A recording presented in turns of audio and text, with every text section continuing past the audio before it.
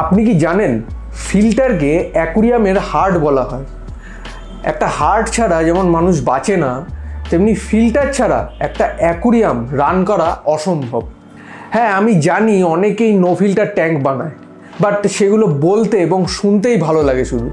Ultimately তারাই একদিন না একদিন অ্যাকুরিয়ামে ফিল্টার ইউজ করে বসে। যাই হোক, আজকে মেনলি আলোচনা হবে ফিল্টার ক্লিনিং নিয়ে। এই ফিল্টার ক্লিনিং যদি সঠিক সময় এবং সঠিকভাবে যদি না হয়, তাহলে ফিশ অনলি অ্যাকুরিয়ামে ফিশ ডেথ হতে পারে, আর প্লান্টেড অ্যাকুরিয়ামে ফিশ ডেথের সাথে সাথে পুরো প্ল্যান্টেড অ্যাকুরিয়াম সিস্টেম ক্র্যাশ করে যেতে পারে। নমস্কার বন্ধুরা, আমি শুভ, আর চ্যানেলের নাম হলো দ্য বং অ্যাকোয়াস্কেপার। আর এরম আরও ভিডিও পাওয়ার জন্য প্লিজ চ্যানেলটাকে সাবস্ক্রাইব করে পাশে রাখা বেল আইকনটাকেও প্রেস করে দেবেন।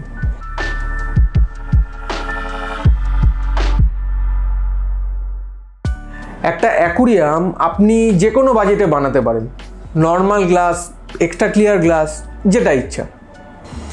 অ্যাকুরিয়ামের লাইটও আপনি কম বেশি যে কোনো ওয়াটের লাগাতে পারেন, কিন্তু একটা ফিল্টার কেনার সময় আপনাকে অবশ্যই মনে রাখতে হবে যে অ্যাকুরিয়ামের যা ওয়াটার ভলিউম, সেই পুরো ওয়াটার ভলিউম 1 ঘন্টায় 4 বার ফিল্টার থ্রু হয়ে যেন যেতে পারে।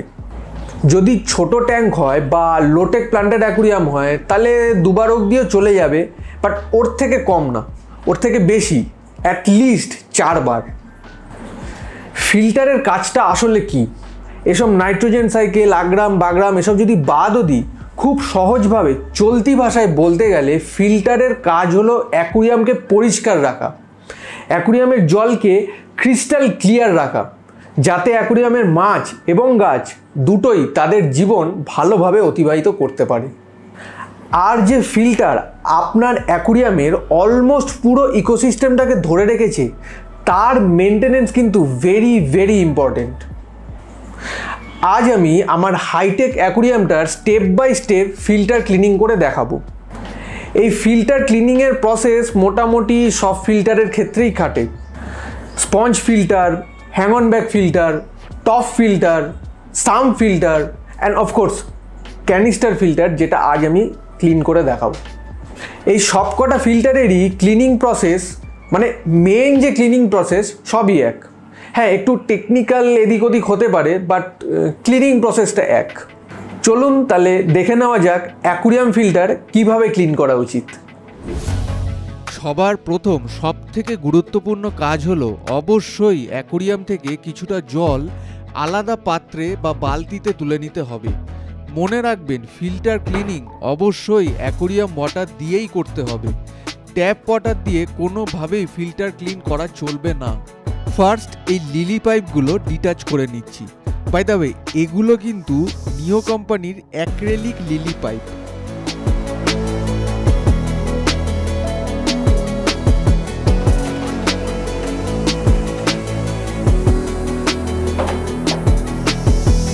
পাইপ থেকে দুটো লিলি পাইপই আলাদা করে নিচ্ছি।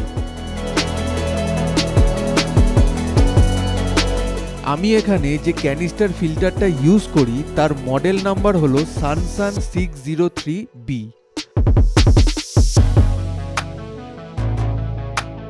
এবার ফিল্টার থেকে পাম্পটাও ডিটাচ করে নিলাম।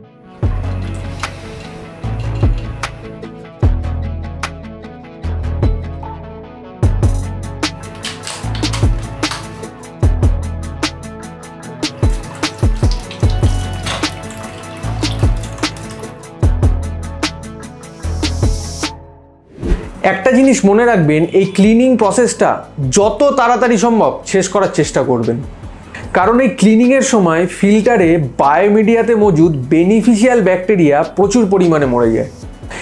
এক্সট্রিম ব্যাকটেরিয়া মরে গেলে অ্যাকুরিয়াম ইকোসিস্টেম পুরো ইমব্যালেন্স হয়ে যেতে পারে, তাই চেষ্টা করবেন পুরো কাজটা তাড়াতাড়ি শেষ করার।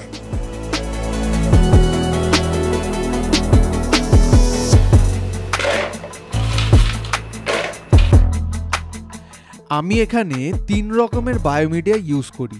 সেগুলো একে একে আলাদা একটা পাত্রে তুলে অ্যাকুরিয়ামেরই জল দিয়ে ধুয়ে নিচ্ছি।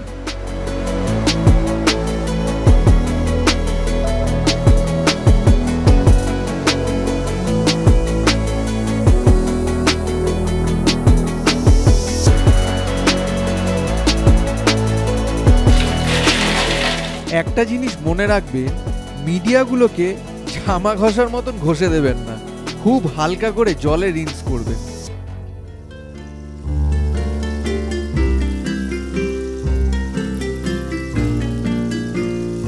স্পঞ্জটা অবশ্যই জলে ভালো করে চিপে ধুয়ে নেবেন, কারণ সবার আগে স্পঞ্জের মধ্যেই অ্যাকুরিয়ামের নোংরাগুলো এসে জমা হয়।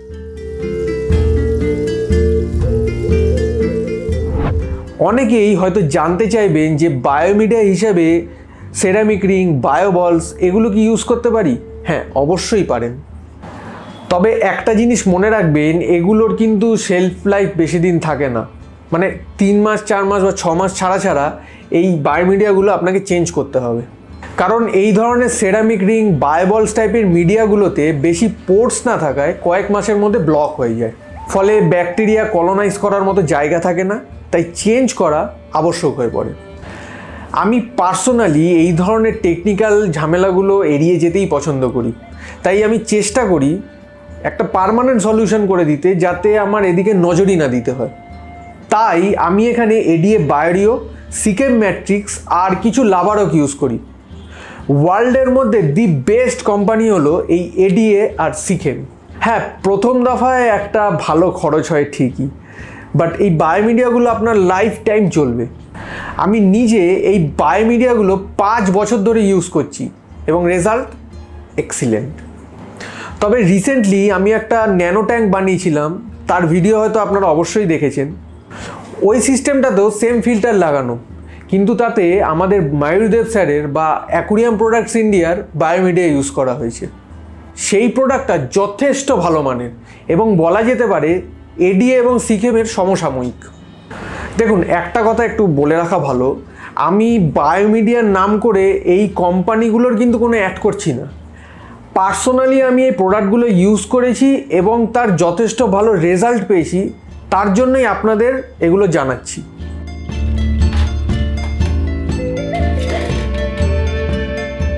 এরপর কাজ খুবই সহজ, একে একে মিডিয়াগুলো সব ফিল্টারে দিয়ে দিলাম।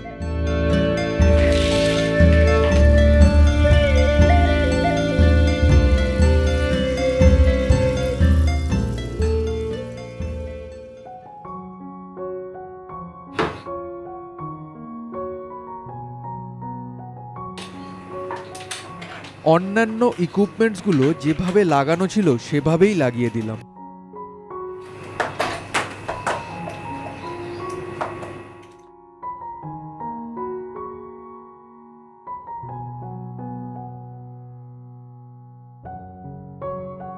ফিল্টার অন করার আগে কিন্তু অবশ্যই ক্যানিস্টারের মধ্যে ফ্রেশ জল ভরে দেবেন। ক্যানিস্টারের পুরো কানায় কানায় জল না ভরলে পাম্প অ্যাকুরিয়াম থেকে জল টানতে পারবে না, ফলে পাম্প জ্বলে যাওয়ার সম্ভাবনা প্রবল। নতুন জল ঢালার সময় অবশ্যই ক্লোরিন রিমুভাল ইউজ করুন। এই রিমুভার ইউজ না করলেই প্রথমেই অ্যাকুরিয়ামে যত বেনিফিশিয়াল ব্যাকটেরিয়া আছে সব মরবে, তারপর আস্তে আস্তে মাছ, গাছ সব মরতে থাকবে। তাই অ্যাকুরিয়ামের জলে যে কোনো কোম্পানির ক্লোরিন রিমুভার ইউজ করুন।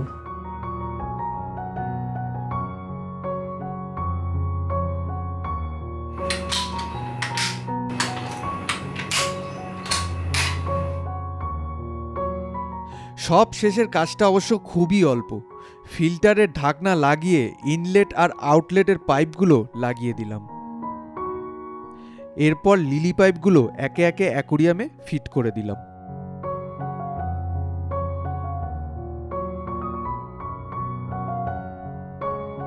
সব শেষে অবশ্যই লিকুইড ব্যাকটেরিয়া দিয়ে দেওয়া ভালো। তাহলে কেমন লাগলো ভিডিওটা? যদি একটু হলেও ইনফরমেটিভ বলে মনে হয় তাহলে ভিডিওটাকে লাইক অ্যান্ড শেয়ার করে দেবেন। আর এই ফিল্টার ক্লিনিং নিয়ে যদি কোনো প্রশ্ন থাকে তাহলে অবশ্যই কমেন্ট বক্সে জানান। আগামী দিনে নতুন নতুন টপিকের সাথে নতুন নতুন ভিডিও তো আসতেই থাকবে, আর আপনারা চাইলে চ্যানেলটাকে সাবস্ক্রাইব করে রাখতে পারেন। তাহলে দেখা হচ্ছে নেক্সট ভিডিওতে। Till then, tata, bye by.